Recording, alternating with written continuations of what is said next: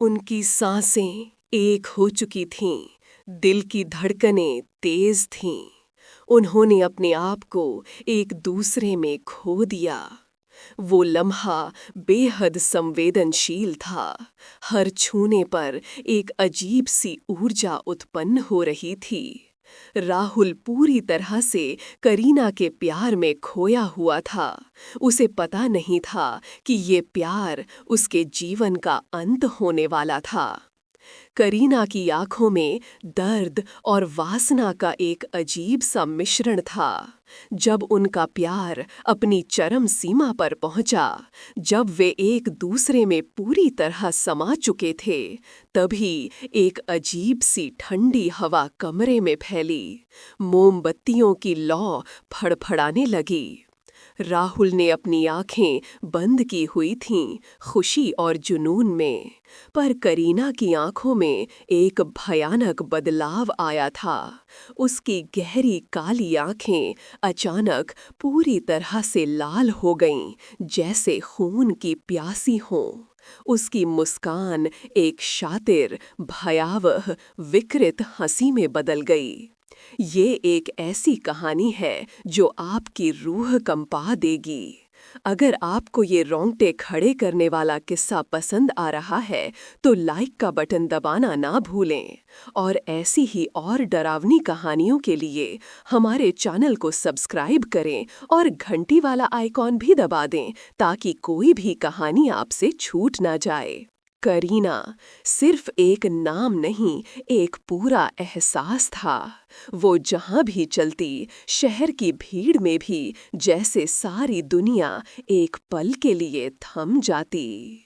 उसकी सुंदरता इतनी कमाल की थी कि किसी भी पुरुष की निगाहें उस पर ठहर जातीं और हर स्त्री कहीं न कहीं थोड़ी ईर्ष्या करती। गोरा रंग, कमर तक लटकती रेशमी जुल्फें और गहरी काली आंखें जिनमें एक समंदर सा गहरा ठहराव था, मानो किसी देव शिल्पी ने उसे अपने बेहतरीन पलों में गढ़ा हो। उसकी मुस्कान ऐसी थी जो किसी के भी दिल को घायल कर देती। साड़ी हो या वेस्टर्न, कोई भी पोशाक उस पर ऐसा फिट बैठती जैसे वही उसके लिए बनी हो। पर करीना की ये बेमिसाल खूबसूरती, ये कोई ईश्वर का वरदान नहीं थी। ये एक भयानक पिशाचनी की सौगात थी, जिसका एक बहुत बड़ा और खौफनाक मूल्य उसे हर पूर्णिमा पर चुकाना पड़ता था। करीना जब से होश संभाल पाई थी, तब से उसे ये कड़वी सच्चाई मालूम थी। उसकी माँ, जिसने उसे ये राज बताया था, हमेशा एक अजीब सी उदासी और डर में जीती थी। बचपन में जब करीना अपनी बेजोड़ सुंदरता के बारे में पूछती, तो माँ की आंखों में चमक आती, जो पल भर में आंसुओं में बदल जाती। पिशाचनी का शाप था, हर पूर्णिमा को एक जवान, सेहतमंद पुरुष का बलिदान देना होगा। उसी के प्रेम और जीवन रस से तुम्हारी काया ऐसे ही चमकती रहेगी जैसे पूर्णिमा का चांद चांदनी में नहाया हो। पिछले साल की एक पूर्णिमा थी जब करीना ने इस शाप से विद्रोह करने की कोशिश की। वो थक चुकी थी इस खूबसूरत चेहरे के पीछे छिपकर दूसरों की जिंदगियां तबाह करने से। उसने खुद को एक अंधेरे कमरे में बंद कर लिया। उस रात उसने पहली बार महसूस किया कि उसके शरीर से, उसकी रूह से कोई अदृश्य शक्ति कुछ खींच रही है। उसकी त्वचा सिकुड़ने लगी, बाल तेजी से झड़ने लगे और आंखें लाल और धसी हुई दिख रही थीं। शीशे में अपनी परछाई देखकर वो खुद डर गई। वो एक सूखी हुई, कुरूप बूढ़ी औरत जैसी दिख रही थी। वो चीखी, रोई, पर कोई नहीं था। उस दिन उसे अपनी माँ का दर्द समझ आया, और बदसूरती से ज्यादा भयानक था वो शारीरिक दर्द जो उसने महसूस किया।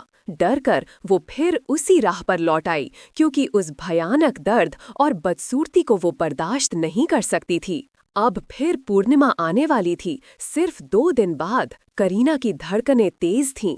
पिछले कुछ दिनों से उसकी सुंदरता में एक हल्का सा बदलाव आ गया था, जो शायद कोई और नहीं पहचान पाता, पर करीना को ये फर्क साफ नजर आ रहा था। उसकी चमकती त्वचा थोड़ी मुरझाई सी दिख रही थी और उसकी गहरी आंखों में एक अजीब सी उदासी छा गई थी। ये एक चेतावनी थी। उसे एक नए शिकार की तलाश थी और ये शब्द उसे अपने आप से नफरत करने पर मजबूर कर देता था। तभी उसकी मुलाकात राहुल से हुई। एक नए प्रोजेक्ट के सिलसिले में राहुल उनके ऑफिस आया था। वो पहली ही नजर में करीना की बेजोड़ खूबसूरती का कायल हो गया। उसकी आंखों में एक ऐसी चमक थी जो करीना ने पहले कभी नहीं देखी थी। राहुल लंबा, सेहतमंद और बेहद हंसमुख लड़का था। उसकी बातों में सच्चाई थी, उसकी आंखों में एक मासूमियत और दिल में बहुत सारा प्यार। अगले कुछ दिन उनके लिए जादू भरे थे। राहुल अपनी कंपनी के काम से आता और धीरे धीरे करीना के जीवन में घुल मिल गया। करीना ने कोशिश की कि वो राहुल से दूर रहे, पर एक अदृश्य डोर थी जो उन्हें करीब खींच रही थी। राहुल उसे शाम को चाय पर इनवाइट करता, फिर लंच के बहाने और फिर देर शाम की वॉक। करीना शुरू में कतराती, पर उसकी आत्मा उस शैतानी ताकत के दबाव में उसे ऐसा करने पर मजबूर कर रही थी। राहुल की मीठी बातों ने करीना की जख्मी दिल को छू लिया। वे घंटों फोन पर बातें करते, अपने सपनों, अपने अतीत और अपने भविष्य के बारे में। राहुल को ये नहीं पता था कि उसका भविष्य अब कितना छोटा और डरावना होने वाला था। जैसे जैसे पूर्णिमा का दिन करीब आ रहा था, करीना की बेचैनी बढ़ती जा रही थी। उसे पिशाचिनी की आहट महसूस होने लगी थी। उसे लगता जैसे कोई उसके कानों में फुसफुसा रहा हो, उसे उकसा रहा हो। उसकी आत्मा उस शैतानी ताकत के दबाव में सिसक रही थी। रात को वो डरावने सपने देखती, खुद को किसी अंधेरे कुएं में गिरते हुए पाती, जहां से कोई अदृश्य हाथ उसे खींच रहा होता। कल पूर्णिमा थी। आज शाम राहुल करीना के घर आया था। ये उसका आखिरी दिन था और राहुल के लिए ये सबसे हसीन पल होने वाला था। करीना ने जानबूझकर अपने बेडरूम को मोमबत्तियों की रोशनी से सजाया था। हल्की खुशबू बिखेरी थी। उसने एक गहरी लाल रंग की सिल्क की नाइटी पहनी थी जो उसके शरीर पर बिल्कुल फिट बैठी थी, उसकी हर नज़ाकत को उभार रही थी। उसके घुंघराले बाल उसके कंधों पर बिखरे हुए थे। उसकी आंखों में एक अजीब सी गहराई थी, प्यार, उदासी और एक अनजाना डर। राहुल ने जब करीना को देखा तो उसकी सांसें अटक गईं। तुम बहुत खूबसूरत लग रही हो करीना, राहुल ने कांपती हुई आवाज में कहा। करीना ने एक फीकी मुस्कान दी। वो राहुल को अपने पास खींची। उसके नाजुक हाथों ने राहुल के हाथों को थामा और उसे बेड की तरफ ले गई। उनके होंठ मिले, एक लंबी गहरी चुंबन जिसमें राहुल को करीना के होंठों पर एक अजीब सा ठंडापन महसूस हुआ, जैसे बर्फ में लिपटी कोई आग। पर राहुल ने इसे अनदेखा कर दिया। धीरे धीरे उनके कपड़े उतरने लगे, एक एक करके, जैसे समय खुद थम गया हो।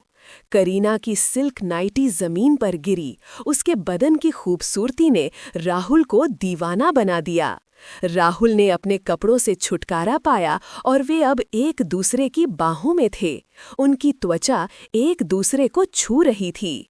राहुल ने करीना के बालों को अपनी उंगलियों में समेटा और उसके माथे पर चुंबन किया, फिर गर्दन पर, उसके नाजुक कंधे पर और फिर धीरे धीरे नीचे उसकी मुलायम छाती पर।